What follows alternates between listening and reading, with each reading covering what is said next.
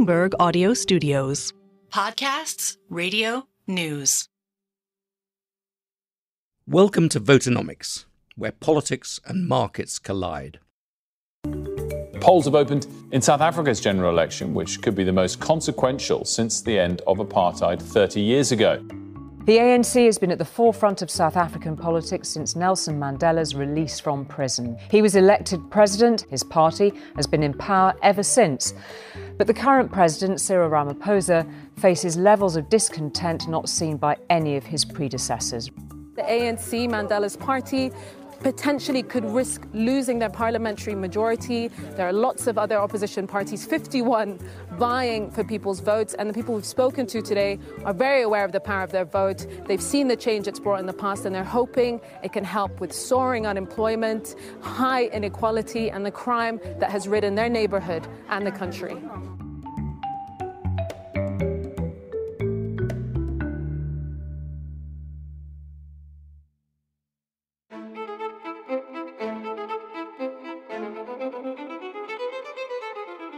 This year, voters around the world have the ability to affect markets, countries, and economies like never before. And we've created this series to help you make sense of it all. I'm Adrian Wooldridge. My regular co-hosts Allegra Stratton and Steffi Flanders are out this week, leaving me carrying the can. So we're going to do something a little different. We're going to focus this episode on the very significant, incredibly significant election taking place in South Africa. As you've heard at the top of the show, on Wednesday, votes were cast. Over the weekend, we will get the results. And then on Monday, we'll have a full Votonomics with the whole crew examining election results, and also featuring an interview with Dalip Singh, former Federal Reserve economist, now Deputy National Security Advisor at the White House, who, among other things, masterminded sanctions against Russia. But for this episode, I've invited Jacqueline Simmons, who is our regional editorial lead, to join me in the London studio. Welcome, Jackie. Hi, Adrian. Jackie, give us a sense of what you're thinking about what's happening in Johannesburg at the moment. I recently was in South Africa, first in Johannesburg and then Cape Town. But one of the things that stood out is we convened a dinner with business leaders of various stripes in Johannesburg. And I was really struck by how sanguine most of them were about the election outcome. And the idea of a left-leaning EFF party somehow coming into government with the ANC if it drops below its majority, a party that wants to nationalize assets like lands and mines, it didn't really faze them. They didn't seem to think it would become a reality, which, by the way, very much tracks with what we're seeing in the markets and some of the polling leading into the vote. But at the same time, they expressed utter frustration with the status quo. Yeah. So, frustration with blackouts or load shedding, as they call it there, shoddy infrastructure, bad roads, crime. I mean, it's a really long list. So you have this dual sentiment with, on the one hand, it's going to be okay, but on the other one, we're really fed up. So this kind of duality stood out to me most. So is the basic sentiment there that things can't get any worse, and they might get a bit better? I think it depends on who you ask. I have a very good contact in Cape Town, someone who works in architectural modeling, white, votes DA, will vote DA, and he says he's going to do that because the DA has a proven track record running a province efficiently. But at the same time, you talk to his black staff, both at his house and in his business. Now, they're not going to vote. And I did speak to one of them, and he was clear to me that he has zero interest in politics. He does not think that life is going to change markedly, whether he votes or not. And furthermore, I think some of the staff, and I think this is reflective of our reporting, they don't feel that, anything is going to get better for them, that the conditions have just, if anything, worsened. They don't see the point. Now, of course, Jackie, as you know, one of the beauties of Bloomberg is that we have brilliant people in all these places that we're reporting from. So let's actually go over to Johannesburg, where Yvonne Mhango from our Bloomberg economics team will join us. Yvonne, hello. Hi. Now, this is a watershed election for South Africa. Is that right? It is, yes. It's the first time in 3 decades that the African National Congress may not get an outright majority, which implies that they may have to partner with a smaller political party in order to govern. And why? I mean, why are they losing this majority? I can't think of South Africa without being run by the ANC. It's a good point. I mean, they've been in office for 3 decades, but if you follow the trajectory of the economy, particularly over the past 2 decades, and in particular the unemployment rate, you can understand why South Africans are frustrated. Unemployment has increased from around 23% 2 decades ago to 32% today. We have a power crisis that's been in place for 16 years, but in recent years has deteriorated, such that you only get electricity for half of a day. So South Africans are frustrated in terms of service delivery and are seeking alternatives from the ANC. Yvonne, I have a question just about turnout. So in 1994, when Mandela was presenting, turnout was 85%. In 2019, the year Ramaphosa was voted in, turnout was 47%. So we've written the ANC has two things working in its favor: apathy and a splintered opposition. Why so much apathy? Apathy, I guess, is the fact that there's historically been this link to this, what we consider a liberation party, the party that took South Africa out of apartheid. So you've got that generation that struggles to think they could vote for anyone else. However, as we move away from 1994, there is a young generation that doesn't have any link to the past. And as a result, we're actually expecting to see an increase in turnout at this particular election. From reports I'm just hearing, just listening to the radio, turnout seems to be pretty strong, suggesting that it's going to be quite different from 2019. Interesting. And just to follow on that, how much of that turnout is dictated not so much by racial lines, but by the haves and the have-nots? The indications, just by listening to word of mouth feedback and those phoning into radio stations, is turnout has been pretty strong in urban areas. So I guess that would be where you'd see more of a mix of races. Apathy does still exist, particularly in the townships, which is a low-income area. But I'd imagine in rural areas where people find it important or a civic duty to vote, that turnout would still be pretty solid. And I highlight the rural areas because today that is where the ruling party's support is coming from. Those who are most frustrated are those in urban areas. And the polling that we've been seeing has actually been predominantly from urban areas. So if you do see a surprise in terms of the performance of the ANC, that will most likely be because of the turnout from the rural areas. And Yvonne, can you give us a sense of what the rival parties are? The second biggest party is the Democratic Alliance. They're considered the pro-business party. That's the party that investors would love the ANC to form a coalition with if the ANC lost their majority vote. And that party is firmer in terms of restoring fiscal health to the country. They look at tax reform in order to make it more friendly for business. And they would do away with affirmative action because they feel it's been taken advantage of, if I can call it that, or corruption has gone into it. So that's a Democratic Alliance. It's also considered the white party. That's why in some cases they've struggled in order to get beyond the 20% vote that they've peaked at. The other big party, the third biggest one, is the Economic Freedom Fighters. That's the leftist party that causes investors to get pretty nervous because of their talk of nationalization. So that's led by Julius Malema.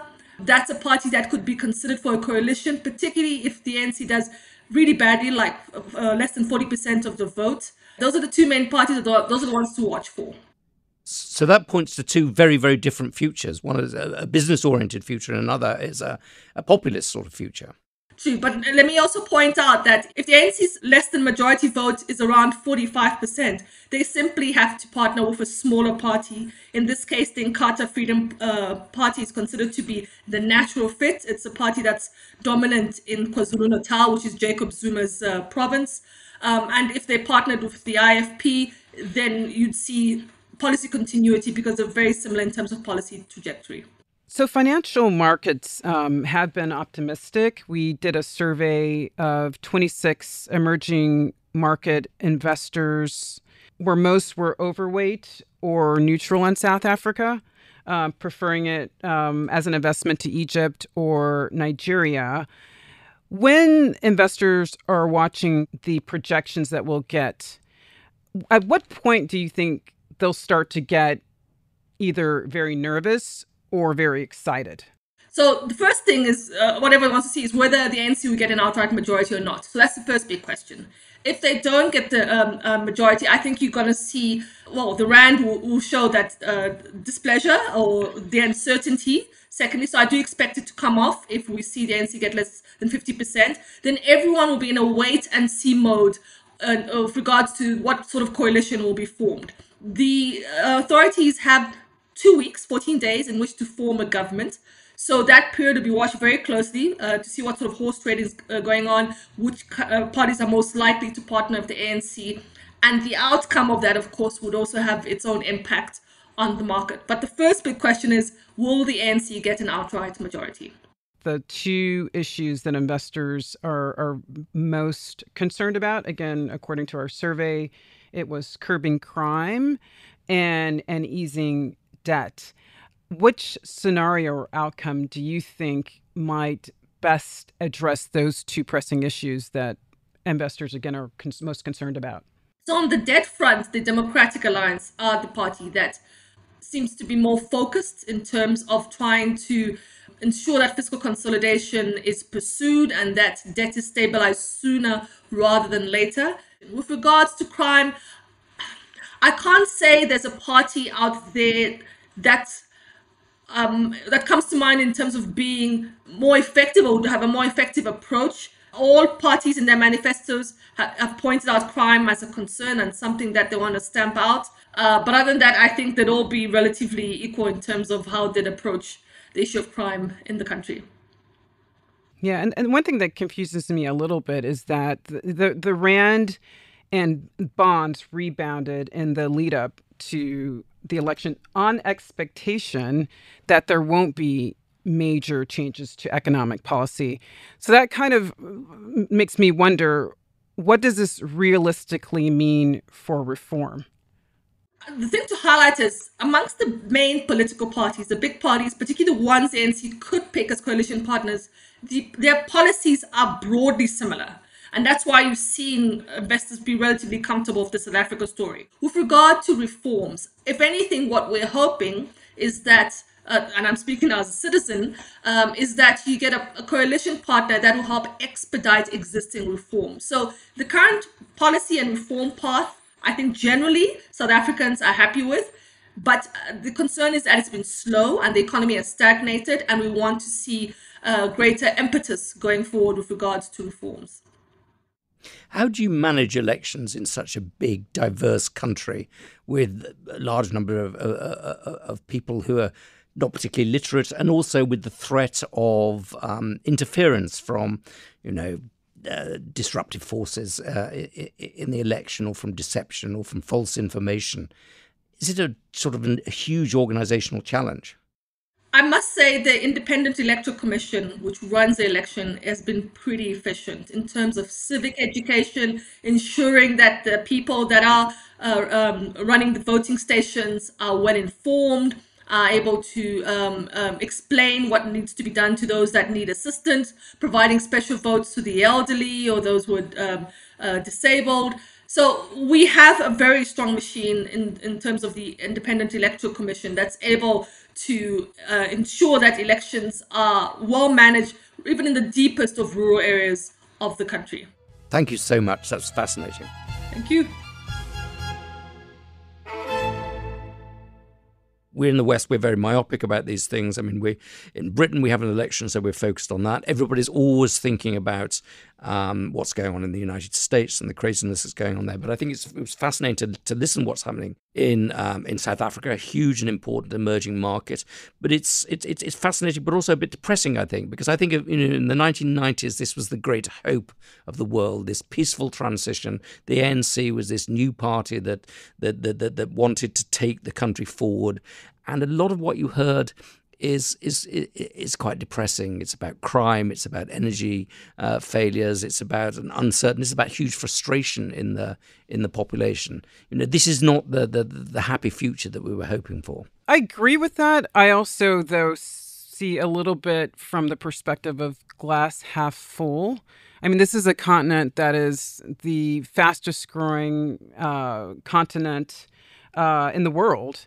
And I do think, having been on the ground there, several times now, you do see sort of this drive for change, this hunger for change, this entrepreneurial spirit that very much exists there, not just in South Africa, but across the continent. I think that you're looking at a new era of sorts. You saw what happened last year with the enlarged BRICS that took place in South Africa. You also will see the G20 be hosted for the first time in Africa, in South Africa specifically.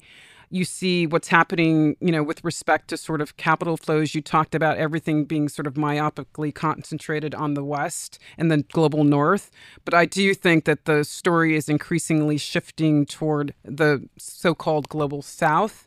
And South Africa is very much part of that story. So I do think it's sort of in the interest of how we and investors and citizens, think about, the change that could come. So yes, it's depressing, but on the other hand, I do think there is a great opportunity, and I think we have to look at it a little bit about, what we can do baby steps wise and what this election represents in that optic.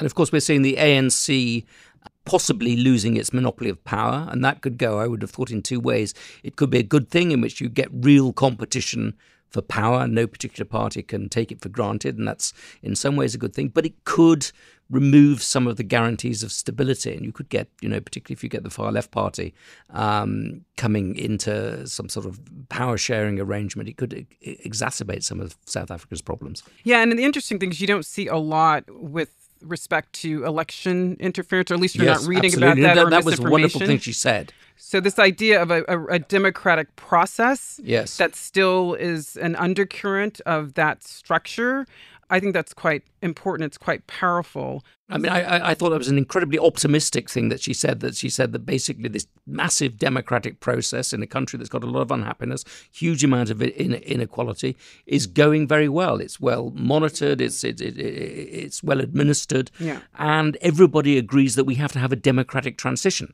100%. That's incredibly important. I wish it were as true of the United States as it is of South Africa. Thanks for listening to this week's Votonomics from Bloomberg. This episode was hosted by me, Adrian Wooldridge, with lots of help from Jackie Simmons. It was produced by Summer Sadi, editorial direction from Victoria Wakely, sound design by Moses Andam. Brendan Francis Newman is our executive producer. Sage Borman is head of podcasts. Special thanks to Yvonne Mhango. And please subscribe, rate and review wherever you listen to podcasts.